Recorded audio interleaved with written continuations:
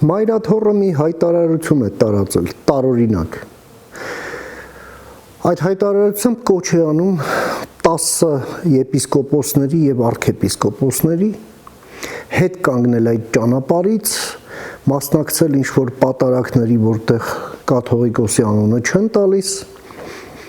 ասելով, որ ձեռնպահ են առայժմ մնում ինչ-ինչ կտրուկ քայլերից։ Ինչա սպառնում եք։ Այս ամենը ցույց է տալիս մանավանդ եպիսկոպոսատ ժողովից հրաժարվելու ֆոնին, իսկ ժողովը փաստորեն հետաձգված է անորոշ ժամանակով, այս ամենը ցույց է տալիս, որ մայրաթոռը դուռ է բացում առճակատման առաջ, բայց մյուս կողմն էլ կա։ Այս ամենը մանավանդ մենք տեսնում ենք, որ Ռուսաստանի թեմից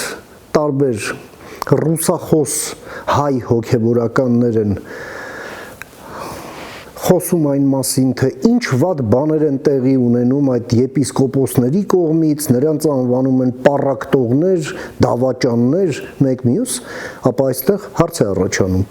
ինչը ուզում եք հայ առաքելական եկեղեցին ռուսական պրոքսի որպես զավթեք, թույլ չենք տա։ Եվ այստեղ պետությունը նույնիսկ ուժային միջամտության